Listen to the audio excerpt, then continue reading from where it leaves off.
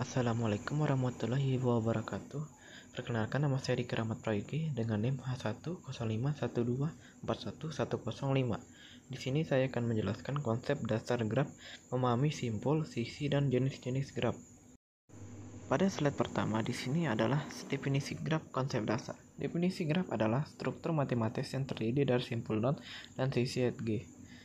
Komponen utama graf memiliki dua komponen utama, yaitu simpul not dan sisi HG. Simpul not adalah titik yang mewakili entitas dalam graf, dan HG adalah hubungan antara dua simbol. Di sini ada beberapa contoh. Yang pertama, contoh jaringan transportasi. Dalam jaringan transportasi, simpul dapat dianggap sebagai kota dan sisi sebagai jalan yang menghubungkan kota-kota tersebut.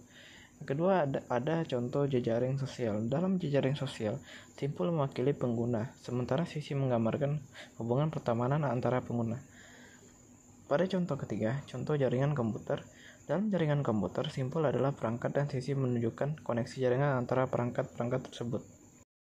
Pada slide selanjutnya adalah jenis-jenis graf klasifikasi.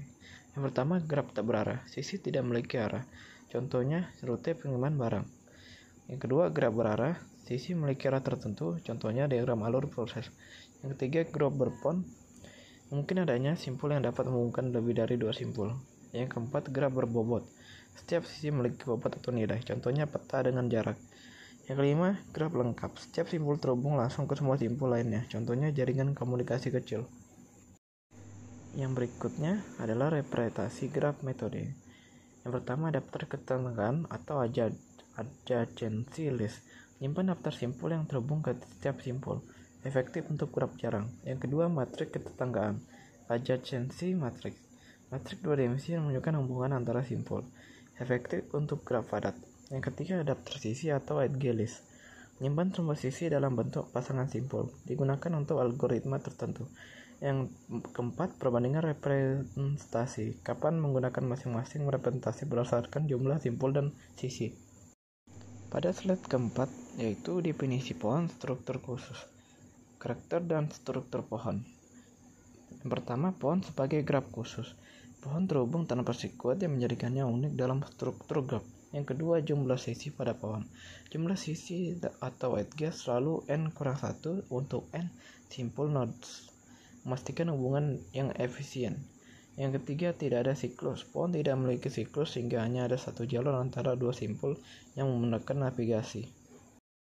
Pada slide terakhir ada sifat-sifat pohon karakteristik utama. Yang pertama, satu jalur unik antara dua simpul manapun dalam pohon. Yang kedua, representasi hierarki. Pohon dapat digunakan untuk menggambarkan struktur hierarki. Contoh penerapan pertama yaitu struktur organisasi perusahaan menampilkan hubungan atasan dan bawahan. Contoh yang kedua, pohon keputusan dalam pemrograman memudahkan pengambilan keputusan berdasarkan kriteria tertentu. Sekian dari presentasi saya. Jika ada yang salah tolong dimaafkan. Assalamualaikum warahmatullahi wabarakatuh.